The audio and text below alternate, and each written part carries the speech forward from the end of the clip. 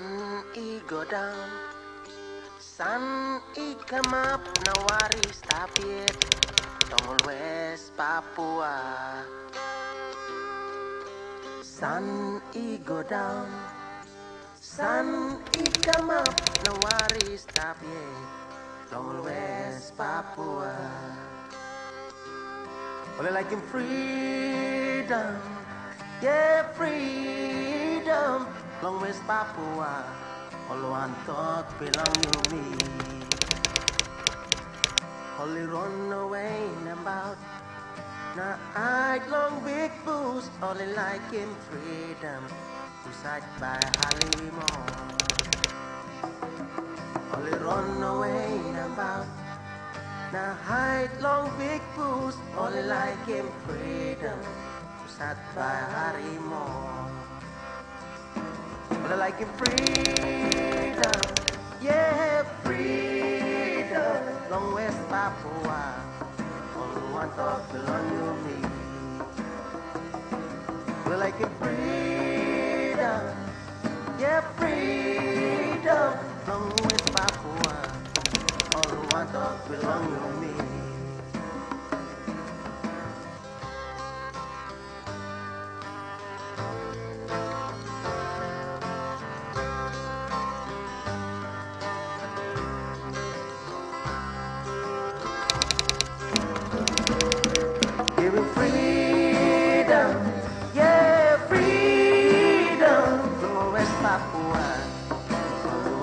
Belong to me.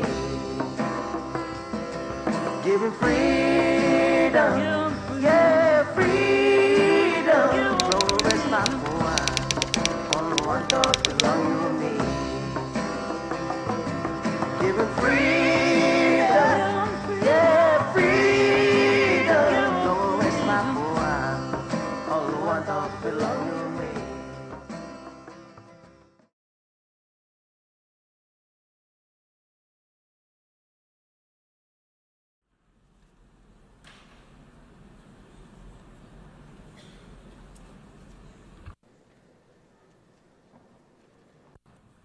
Madam President, decolonization and human rights are both important issues in the Pacific Island region. I strongly affirm the position of the Pacific Island Forum leaders in recognizing the constructive engagement by Forum countries with Indonesia with respect to elections and human rights in West Papua, and the commitment to continue dialogue in an open and constructive manner.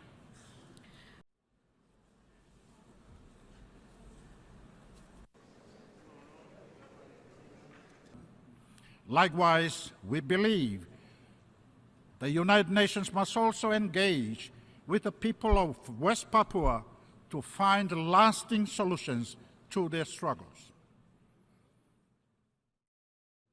Madame la Présidente, depuis la création des Nations Unies, quelques 750 millions de personnes représentant plus de 80 anciennes colonies ont accédé à l'indépendance politique. Par contre, la situation désespérée de millions d'autres aspirants à l'autodétermination subsiste aujourd'hui. Le Vanuatu attache une importance capitale aux travaux de la Commission spéciale sur la décolonisation. L'élimination de toutes les formes du colonialisme doit demeurer une priorité première à l'ordre du jour de l'ONU dans l'esprit de la Charte des Nations Unies. La Nouvelle-Calédonie est sur la voie de décider son destin politique par le biais d'un référendum qui aura lieu le 4 novembre 2018. Nous faisons appel à la communauté internationale de soutenir le droit du peuple de la Nouvelle-Calédonie de participer pleinement à ce référendum et surtout de veiller à ce qu'il se déroule de manière libre et juste.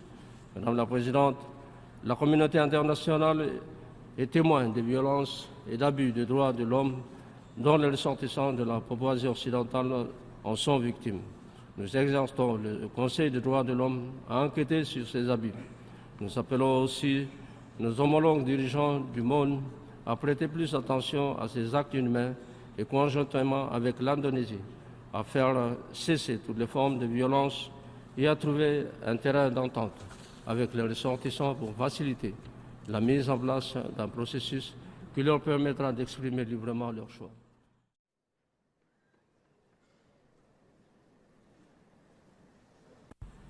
Tengo el honor de dar la bienvenida al excelentísimo señor Muhammad Yusuf Kala, vicepresidente de la República de Indonesia, a quien invito a dirigirse a la Asamblea General.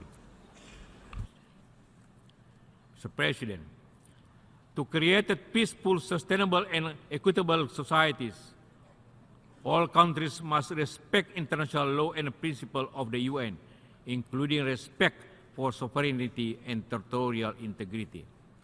In this connection, Indonesia strongly deplores the matter of one country to support even wars become part of the separatist movement.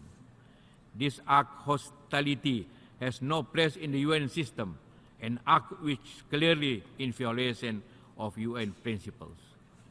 For far too long, Indonesia has chosen to build a friendly relation with this particular country, including in showing our solidarity and sympathy during difficult times. But when such hostile acts continue, Indonesia will not remain silent. Indonesia will not let any country undermine its territorial integrity. Like my other sovereign country, Indonesia will firmly defend its territorial integrity. I repeat, will firmly defend its territorial integrity.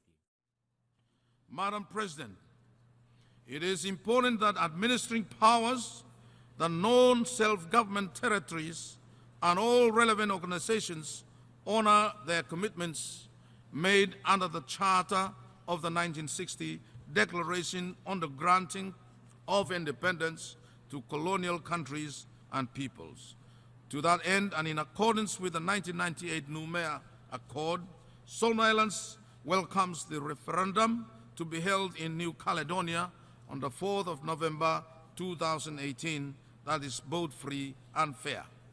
Solomon Islands reaffirms that human rights principles are universal, indivisible, interrelated, and must be treated in a fair manner.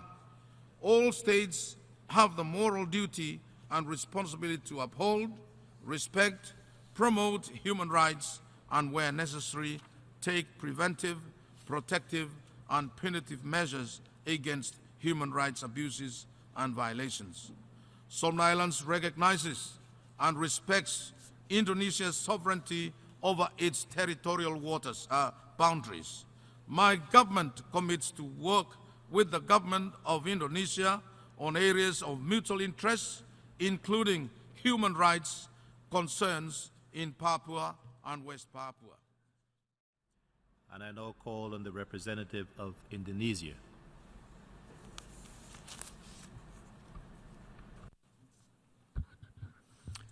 Thank you very much, Mr. President. My delegation takes the floor to exercise Indonesia's right of reply to the statement made by Vanuatu.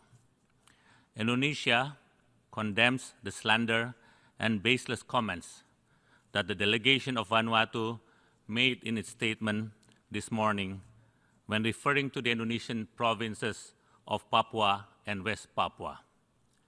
These accusations are not only undermining the sanctity of friendly relation among nations and non-interference, but also violating the principle of the UN Charter. Mr. President, for many years, Vanuatu has tried to sell the following fraudulent ideas: that there are flagrant, systematic, and widespread human rights violations, negligence of civil, political, social, economic, and cultural rights, and that the people in these provinces are racially different and thus do not belong in Indonesia. This country argues that based on these factors injected into their minds by criminal individuals, that the two provinces have to be debated at the United Nations. We fail to understand the motive behind Vanuatu's intention in supporting a group of people who have struck terror and mayhem in so many of occasions, creating fatalities and sadness to innocent families of their own communities. Indonesia categorically rejects any efforts to disturb peace, stability, and growth enjoyed by the people of Papua and West Papua, and would like to state the following points. First, accusing Indonesia of committing gross violation of human rights and inhuman acts is a serious and unacceptable accusation. No country in this world is free from human rights or development challenges. But accusing others of human rights violation, while one has so many problems of its own, is like calling the pot calling the kettle black. Vanuatu, which gave the portrayal of championing the human rights, is only party to a few of the international human rights instruments. Indonesia, on the other hand, is party to 8 out of the 9 instruments. Interestingly, Vanuatu has not ratified the International Convention on the Elimination of All Forms of Racial Discrimination, while Indonesia has done so way, way back. Indonesia is a diverse and multicultural nation, comprising of more than hundreds of ethnic groups, thousands of tribes, and hundreds of local languages. We neither define ourselves on the basis of racial purity, nor are we a single ethnic group. We reject racial discrimination in Indonesia.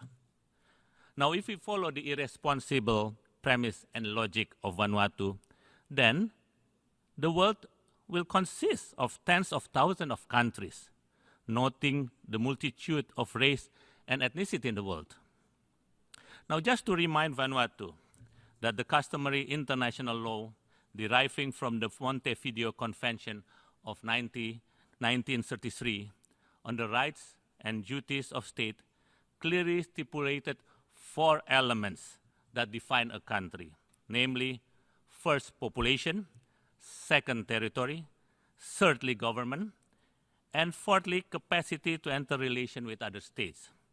Never, I repeat, never has been stated that ethnic or race as an underlying reason for the right to be a country. Secondly, let me provide Vanuatu with a short lesson about our history. Almost 50 years ago, through this very same forum, on this very same room, with resolution coming from this very same august chamber, we, all of us in this United Nation, have decided the final status of Papua as rightful and legitimate part of Indonesia. The General Assembly Resolution 2504 of 1969, recognizing the successful implementation of the Act of Free Choice, was adopted with no single country voted against the said resolution. The people of Papua reaffirms their place and unity with Indonesia. In other words, what Vanuatu is propagating is nothing more than an outrageous challenge to the decision of the United Nations, the decision of the then 128 members of the United Nations almost half a century ago. Mr. President, Indonesia and every responsible member of the United Nations upholds the principle of its charter dearly. For that reason, Vanuatu's support to individuals with separatist agenda against Indonesia undeniably violates the principle of the UN Charter and thus must be denounced. Without shame, since last year, Vanuatu incorporated those individuals into their official members of its delegation. Such actions are tantamount to acts of hostility and have no place in the UN system. I repeat, no place. A country that supports separatists and dismemberment of any country should not sit in a gathering of law-abiding and decent family of nations. Enough is enough.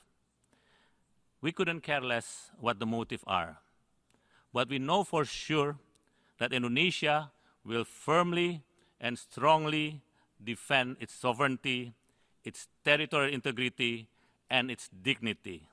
Let that be known. I thank you, Mr. President.